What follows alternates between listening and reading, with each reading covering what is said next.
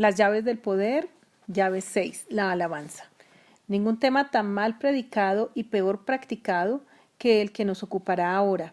Es más, se ha prestado a múltiples excesos contrarios a la palabra de Dios. Hebreos 13:15 dice, así que ofrezcamos continuamente a Dios, por medio de Jesucristo, un sacrificio de alabanza, es decir, el fruto de los labios que confiesan su nombre. Una de las diferencias más notables de enfoque entre Antiguo y Nuevo Testamento es precisamente en cuanto a los sacrificios bajo la ley de Moisés, era necesario ofrecer víctimas animales con derramamiento de su sangre en la presencia de Dios. Tal era la práctica religiosa establecida. En cambio, después del sacrificio definitivo e irrepetible del Cordero de Dios en la cruz del Calvario, ya no se requieren más sacrificios. Por eso, como lo dice la epístola a los Hebreos, el único sacrificio que Dios exige y acepta de nosotros es el sacrificio de alabanza. ¿En qué consiste ese sacrificio? En que nuestros labios confiesen el nombre del Señor, como fruto de un corazón agradecido. De modo primario, la alabanza es el acto de glorificar a Dios, ensalzarlo y bendecirlo, especialmente a través de la música, los himnos y los cánticos, etc. Pero más profundamente es una llave del reino de los cielos que abre la puerta a la felicidad humana. Quien ya abrió la llave del despojo, accionó la de la productividad, puso a funcionar la de la causalidad, utilizó la de la palabra y giró la de la fe, haría bien en comprender de una vez que todo ese repertorio funciona de manera eficaz y correcta si se acompaña con la alabanza. Las otras palabras y llaves funcionan mejor al unísono con ella. El ámbito de la alabanza. Entremos al misterioso espacio donde la alabanza se desarrolla. En realidad, este sagrado ministerio abarca toda la creación visible e invisible. No existe nadie, ni nadie que escape a su influencia. Desde los cielos, el hombre no produce la alabanza, solo la practica, puesto que la Biblia pide. Alaben al Señor desde los cielos, alábenlo desde las alturas. Salmos 148:1. Como puede observarse, la alabanza empieza en los propios cielos, en la presencia misma de Dios, en el mundo invisible, en el espacio sobrenatural. Los ejércitos angelicales. Los protagonistas de esa alabanza eterna están descritos en el mismo salmo. Alábenlo todos sus ángeles, alábenlo todos sus ejércitos. Versículo 2. La ocupación fundamental de los ángeles es la alabanza a Dios. Ese es su oficio clave y básico. Por eso profetas como Isaías y Ezequiel hacen referencias al querubín protector, al portador de la antorcha de la luz, el ángel rebelde, el comandante de la primera subversión contra Dios, antes de que la especie humana fuera creada en la tierra. Y sus textos sobre el tema nos hacen caer en cuenta de que Satanás se acompaña de tamboriles, flautas y arpas. ¿Por qué? Porque es un músico cuya profesión original, antes de su pecado abominable, era alabar a Dios. Cuando dejó de ejercer su oficio de alabador, cayó al abismo. El cosmos. De las estancias espirituales, la alabanza se extiende a todo el universo. Alábenlo sol y luna, alábenlo estrellas luminosas, alábenlo ustedes, altísimos cielos, y ustedes las aguas que están sobre los cielos. Sea alabado el nombre del Señor, porque Él dio una orden y todo fue creado, todo quedó afirmado para siempre, emitió un decreto que no será abolido. Versículos 3 y 6. En la asombrosa progresión que realiza el rey David en este salmo, enseñando sobre alabanza el sol, la luna, las estrellas, los cielos de los cielos, es decir, el universo en expansión del que hablan los astrofísicos, las galaxias, las nebulosas, los sistemas planetarios que fueron creados por Dios bajo las leyes invariables, lo alaban todo el tiempo. Los paganos entendieron esto y, por ejemplo, Pitágoras, el gran pensador griego, mencionó la música de las esferas. El universo es un concierto musical interminable. El premio Nobel vietnamita Trinh Truong afirma que más allá del universo en expansión se percibe a alguien tocando en un violín una melodía secreta desde la Tierra. Por supuesto que nuestro pequeño planeta no se sustrae ni puede hacerla al concierto estelar. Alaben al Señor desde la Tierra. La escala cósmica del rey David aterriza, llega allí donde se hizo hombre el Hijo de Dios, la naturaleza. Pero también en nuestro plano doméstico hay varios grados de alabanza. Veamos. Los monstruos marinos y las profundidades del mar, el relámpago y el granizo, la nieve y la neblina, el viento tempestuoso que cumple su mandato, los montes y las colinas, los árboles frutales y todos los cedros, los animales salvajes y los domésticos, los reptiles y las aves. Recapitulemos: los cielos con los ángeles, el universo con todas sus estrellas, la tierra con todas sus criaturas. Es formidable cómo aquí el salmista nos muestra en forma clara a los tres reinos de la naturaleza participando en la alabanza a Dios. Reino mineral, el relámpago, el granizo, la nieve, la neblina, el viento. Reino vegetal, los montes y las colinas, los árboles frutales y todos los cedros. Reino animal, los animales salvajes y los domésticos, los reptiles y las aves. No se requiere gran perspicacia para discernir que la naturaleza alaba a Dios instintivamente. La humanidad. Y a todas estas, ¿qué papel juega el elemento principal del planeta Tierra, que es el hombre? Versículos 11 y 12. Los reyes de la tierra y todas las naciones, los príncipes y los gobernantes de la tierra, los jóvenes y las jóvenes, los ancianos y los niños. Toda la especie humana es resumida concisamente por el salmista: los reyes, las naciones, los príncipes y gobernantes, los jóvenes, los adolescentes, los ancianos y los bebés. Todos participan en la alabanza a Dios sin excepciones, representados en edades, sexos, rangos y dignidades. El pueblo escogido. Aún en la propia especie humana existe una categoría especial: el pueblo de Dios, Israel, ayer, la iglesia, hoy. Alaben al Señor, el nombre del Señor, porque solo su nombre es excelso. Su esplendor está por encima de la tierra y de los cielos.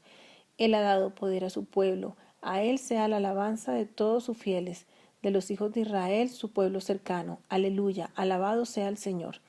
Si los astros sin alma, los reinos de la naturaleza y los hombres sin distingas alaban a Dios, con mayor razón hemos de hacerla los apartados, los diferenciados, los que hemos sido hechos otros por adopción. Somos los directos obligados al ministerio perentorio de la alabanza. El ser humano como alabador. ¿Cuál es la medida de nuestra alabanza a Dios? ¿Cuál se supone que debe ser? La respuesta es simple: la medida de nuestro amor a Dios. Lo alabas en la medida en que lo amas. El que alaba poco a Dios es porque lo ama poco. ¿Y cómo debemos amar a Dios? Las Sagradas Escrituras lo dicen con meridiana claridad: con todo tu corazón, con toda tu alma, con toda tu mente, con todas tus fuerzas. Así debes alabar a Dios, porque así es como tienes que amar, pues el amor es la medida de la alabanza. Con todo el corazón. El gran experto en el tema promete: quiero alabarte, Señor, con todo el corazón. Salmo 9:1.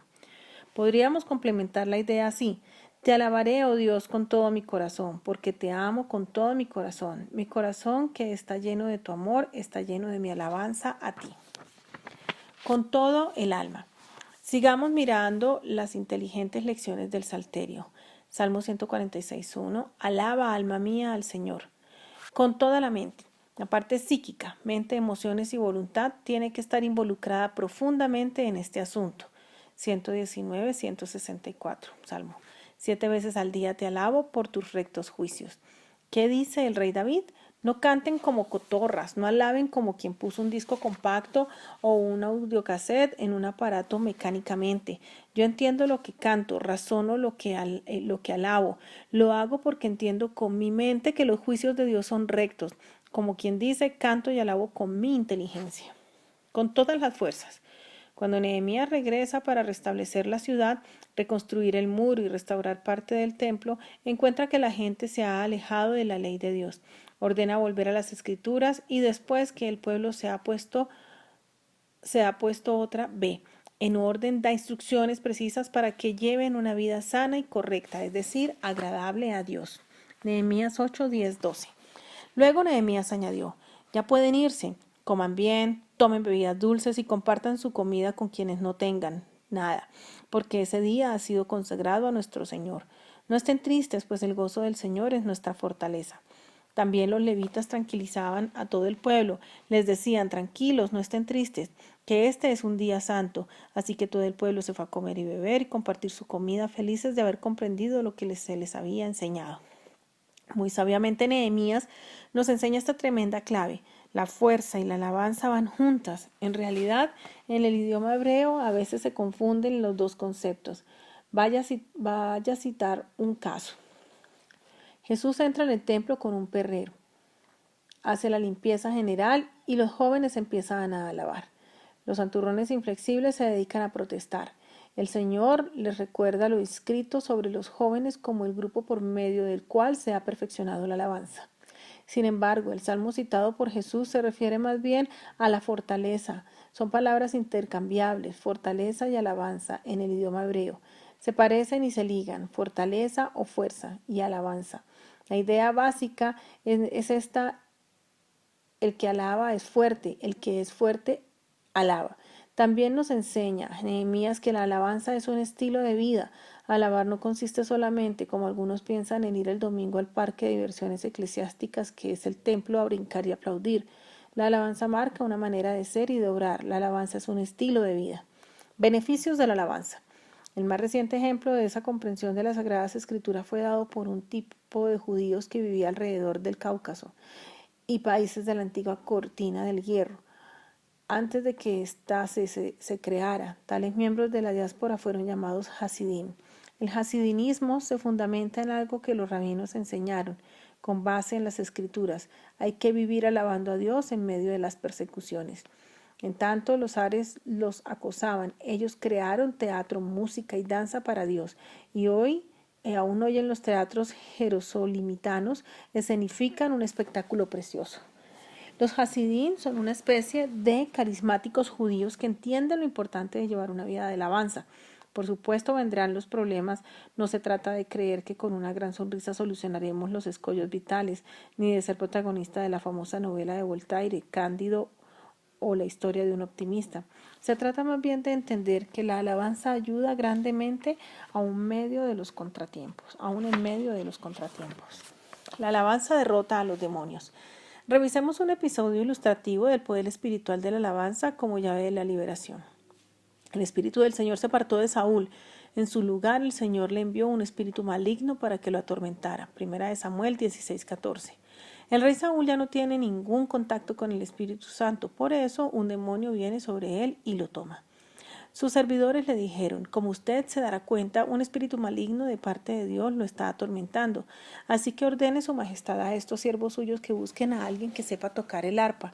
Así, cuando lo ataque el espíritu maligno de parte de Dios, el músico tocará y su majestad se sentirá mejor. Versículos 15 y 16. Esta gente conoce el secreto de la alabanza, saben qué sirve exactamente. Versículos 17 y 19. Bien, le respondió Saúl, consíganme un buen músico y tráiganlo. Uno de los cortesanos sugirió: conozco un muchacho que sabe tocar el arpa, es valiente, hábil guerrero, sabe expresarse y es de buena presencia. Además, el Señor está con él. Su padre es Isaí, el de Belén. Entonces Saúl envió unos mensajeros a Isaí para decirle: mándame a tu hijo David, el que cuida del rebaño. El pedido del rey se cumple y el propósito de Dios también.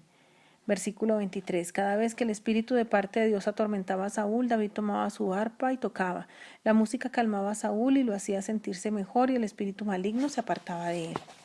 ¿Por qué huía el demonio? Porque los demonios no resistían la alabanza, no pueden moverse en ese ambiente. Concluyamos entonces: si vives en una vida de alabanza, Satanás no se podrá acercar a ti. La alabanza produce victoria. Una escritura que sirve del marco respecto a cómo afrontar las dificultades se encuentra en el segundo libro de Crónicas, segunda de Crónicas 20:1-4.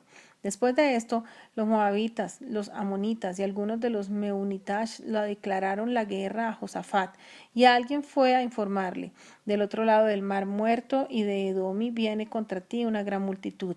Ahora están en Hasesón Tamar, es decir, en Engadi.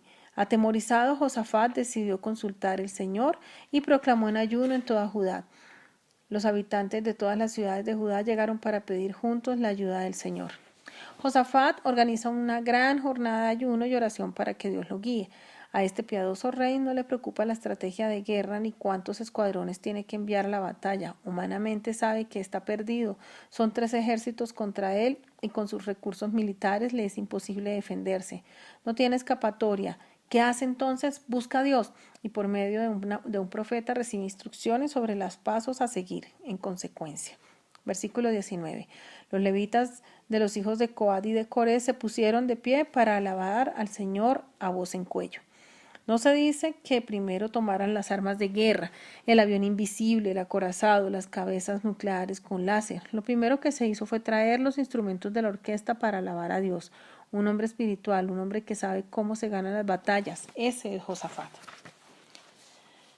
Versículo 21. Después de consultar con el pueblo, Josafat designó a los que irían al frente del ejército para cantar al Señor y alabar el esplendor de su santidad con el cántico. Den gracias al Señor, su gran amor perdura para siempre. Lo único que se moviliza en el campamento militar de los judíos es el grupo de alabanza. Versículos 22 y 23. Tan pronto como empezaron a entonar este cántico de alabanza, el Señor puso emboscadas contra los amonitas, los moabitas y los del monte de Seir que habían venido contra Judá, y los derrotó. De hecho, los amonitas y los moabitas atacaron a los habitantes de los montes de Seir y los mataron hasta aniquilarlos. Luego de exterminar a los habitantes de Seir, ellos mismos se atacaron y se mataron unos a otros.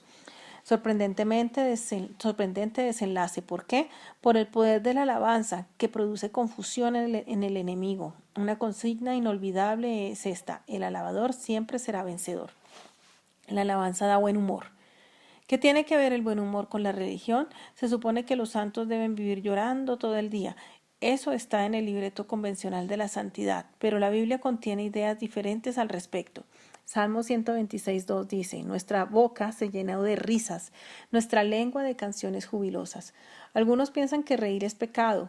A despecho de ellos, el buen humor es síntoma de todo lo contrario, de sana disposición interior, de una psiquis armónica. Tiene mucha razón quien quiera que inventó la frase de la revista Selecciones: la risa remedio infalible. El Espíritu Santo es incompatible con el mal humor, no tiene relación con el pesimismo. Un gran predicador cristiano acuñó una de mis frases favoritas: el pesimista es el que ve un problema en cada oportunidad. El optimista es el que ve una oportunidad en cada problema. La alabanza mantiene la salud. El doctor Freud lo llamó somatización. Lo que ocurre por dentro se manifiesta por fuera. Gran remedio es el corazón alegre, pero el ánimo decaído seca los huesos. Proverbios 17:22.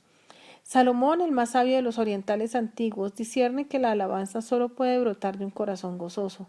La alegría del corazón es el manantial de la alabanza y produce efectos medicinales. Es un buen remedio, dice este pensador. Hay personas que nunca alaban porque tienen un corazón tedioso. Deberían aprenderse de memoria este versito: la alabanza es buen remedio contra el tedio. ¿Cuándo debemos alabar? En cuanto al tiempo de la alabanza, hay quienes piensan solo el domingo, en el culto de la iglesia. Otros dicen, bueno, adicionalmente cuando me nace alabar porque estoy contento, porque las cosas me van saliendo bien. Algún católico razonaría: eso se queda para cuando repican duro, hay ocasiones especiales para alabar. Pero la Biblia difiere de estos criterios. Veamos. Debemos alabar siempre. El apóstol Pablo era mucho menos solemne de lo que se imaginan. No se emborrachen con vino que lleva al desenfreno. Al contrario, sean llenos del Espíritu, anímense unos a otros con salmos, himnos y canciones espirituales. Canten y alaben al Señor con el corazón, dando siempre gracias a Dios el Padre por todo, en nombre de nuestro Señor Jesucristo. Efesios 5:18-20. Observa que el apóstol dice siempre: es un buen adverbio para la alabanza. Es de hecho el adverbio de alabanza, siempre. Mientras vivamos. He aquí una reafirmación de la alabanza como estilo de conducta. Alabaré al Señor toda mi vida, mientras haya aliento en mí, cantaré salmos a mi Dios. Salmos 146:2. La alabanza es como una respiración espiritual que inhala y exhala para el cristiano, en todo tiempo. ¿Cómo enfatizan las Escrituras la necesidad de alabanza continua? Bendeciré al Señor en todo tiempo, mis labios siempre lo alabarán. Salmo 34:1. Entendámonos, en todo tiempo significa sin interrupción, así de simple, eternamente. Todo lo que hacemos aquí en la tierra es un entrenamiento para lo que hacemos en el cielo.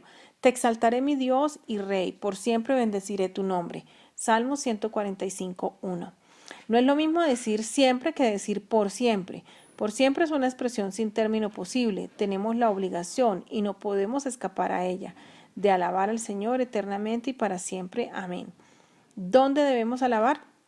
Hay quienes se imaginan que existe un lugar determinado para la alabanza, en el templo, por ejemplo, o algo así. ¿Qué dicen las Escrituras? En nuestros hogares. Es impresionante el carácter doméstico que Dios pide para la alabanza.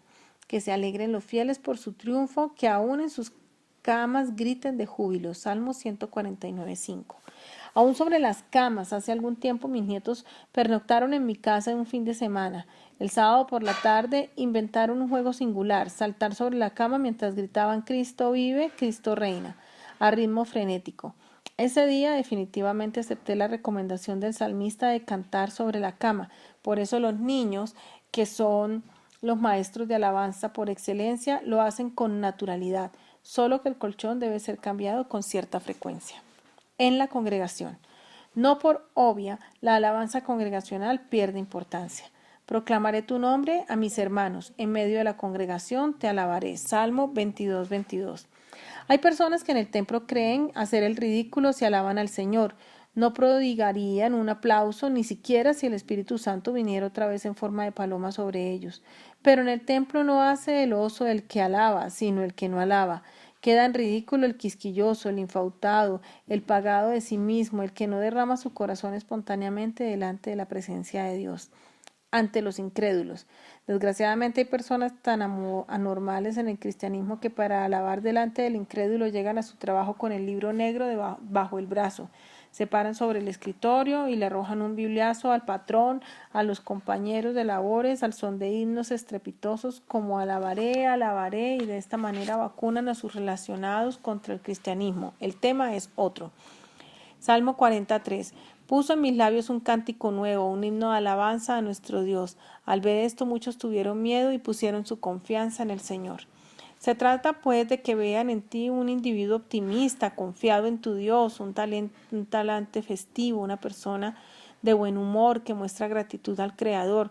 Tu optimismo, tu gozo, tu estilo alabador es el que hará que quieran ser como tú. Algunos no dicen con palabras, pero sí con sus acciones, que desde cuando se hicieron cristianos viven una vida feliz, que nunca han recibido una bendición. Esa clase de evangélico es el peor testigo de Jesús. Antes de conocer a Dios, yo era verdaderamente refractario a tales personas, tanto que cuando esperaba la visita de una señora perteneciente a un grupo de oración, imaginaba automáticamente una viejita de pelo largo, falda larga y lengua larga, con su gran libro negro en la mano, mirándome con aires de superioridad espiritual. Gracias a Dios fue Esther Lucía quien se presentó a mi residencia, porque ella era una mujer sin fanatismos. Fui convertido con facilidad. Dios no quiere que seamos anormales, sino gente común y corriente, pero que muestre el gozo de ser hijo de Dios. ¿Cómo debemos alabar? Se han ideado diversos métodos para alabar, a cual más de extravagantes, novedosos y originales contrarios a la sencillez bíblica sobre el tema. Con los labios. El silencio no juega un papel preponderante en cuanto a la alabanza, por el contrario se nos recomienda: canten alegres a Dios, nuestra fortaleza, aclamen con regocijo al Dios de Jacob. Salmo 81:1. Cuando se canta y se clama, hay que usar los labios. Nadie canta ni clama en silencio, ni telepáticamente. Se canta y se clama con la voz. Esto es con la boca, con las manos. Las manos son fundamentales e imprescindibles en la alabanza. Tal vez por eso Jesús, cuando entró al templo y vio al hombre de la mano paralizada, se la puso en movimiento. El Señor tuvo misericordia de él y le dejó la mano en libertad para que pudiera alabarlo correctamente. ¿De qué manera se alaba con las manos? Eleven sus manos hacia el santuario y bendigan al Señor. Salmo 134:2. A Dios se lo alaba pues levantando las manos, pero además aplaudan, pueblos a todos, aclamen a Dios con gritos de alegría. La lógica dice: a Dios se lo alaba aplaudiendo. Con los instrumentos. Cierta forma de legalismo inconsecuente pretende eliminar la música instrumental en las iglesias. La Biblia no comparte tal prohibición. Alábelo con sonido de trompeta, alábenlo con el arpa y la lira, alábenlo con panderos y danzas, alábenlo con cuerdas y flautas, con címbalos sonoros, alábenlo con címbalos resonantes. Salmo 150:3-5. Así se nombran todos los instrumentos musicales que se usaban en aquel tiempo en los servicios eclesiásticos. Hoy debe hacerse, por supuesto, con la guitarra eléctrica, la batería, la trompeta, el sintetizador, etc.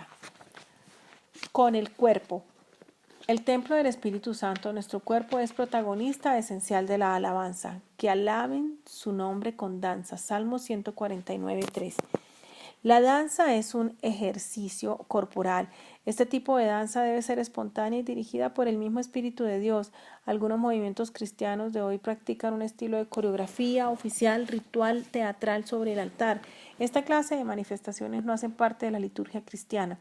Se puede danzar en la presencia del Señor, pero un conjunto coreográfico no coordina con el cristianismo, sino tiene dos vertientes, a saber, es judío dentro del culto de Moisés, que nosotros no estamos obligados a practicar, y es pagano porque los vestales y en general los sacerdotisas de los ritos mitológicos siempre tuvieron manifestaciones de danza en los altares. Alabar con el cuerpo en danza es una expresión natural, no oficial ni teatral. Quienes ponen en tela de juicio que la danza es una expresión de la alabanza y hasta se mofan de quienes danzan en la presencia de Dios harían bien en mirar la escritura. Segunda de Samuel 6:5. Mientras David y todo el pueblo de Israel danzaban ante el Señor con gran entusiasmo y cantaban al son de arpas, liras, panderetas, sistros y címbalos. El primer maestro de alabanza en la historia de Israel, el rey David, está aquí danzando con todo el pueblo, pero serias dificultades se derivan de esa conducta.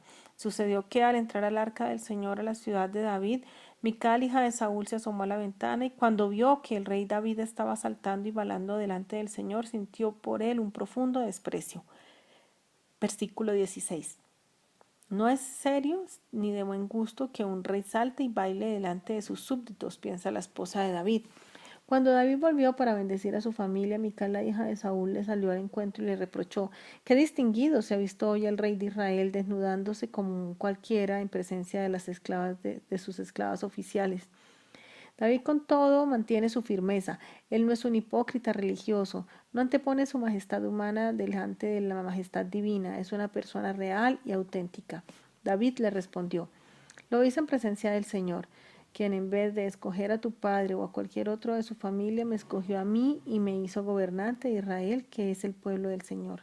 De modo que seguiré bailando en presencia del Señor y me rebajaré más todavía hasta humillarme completamente. Sin embargo, esas mismas esclavas de quienes hablan me rendirán honores».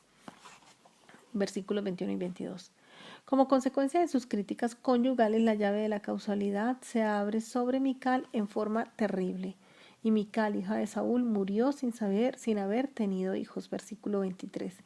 La alabanza es una poderosa llave del reino de Dios. Para utilizarla no necesitas ser músico, ni compositor, ni tener buen oído, ni entender de partituras, ni aprender a tocar ningún instrumento. Tú mismo eres el instrumento. Lo único que necesitas es realidad en regocijo espiritual. Lucas 10:21 dice: En aquel momento Jesús, lleno de alegría por el Espíritu Santo, dijo: Te alabo, Padre, Señor del cielo y de la tierra, porque habiendo escondido estas cosas de los sabios e instruidos, se las has revelado a los que son como niños. Sí, Padre, porque esa fue tu buena voluntad. Cuando Jesús siente alegría espiritual, alaba al Padre. Para él los niños son el mejor ejemplo de alabanza y solo el Espíritu Santo nos da regocijo interior para poder decir: Te alabo, Padre, haciéndonos como niños delante de su presencia. Como hemos visto, se alaba en la tierra y se alaba en el cielo. En el cielo se alaba siempre. El universo en expansión alaba todo el tiempo junto con los ángeles. Los tres reinos de la naturaleza, animal, vegetal y mineral, alaban constantemente a Dios. Pero tú, el creyente, tienes la llave de la alabanza en tu mano y la puedes usar voluntariamente. Cuando tú abres con ella esta llave de la alabanza, el mundo sobrenatural quedas sintonizado con los ángeles. Te sintonizas con la música de las esferas en el universo y sobre todo con el Espíritu de Dios, cuyo poder baja sobre tu vida. El mismo poder que hace alabar a los ángeles, el mismo poder que nos sostiene el universo, el mismo poder que creó lo que existe, el mismo poder sustentador de los reinos de la naturaleza. El Salmo 104 contiene todas las razones de la alabanza. El por qué desde los cielos, descendiendo el universo físico y a este pequeño planeta llamado Tierra, a los reinos de la naturaleza, a la humanidad, al pueblo del Señor, se nos muestra que todos, sin excepción, tenemos la obligación de alabar el nombre del Señor.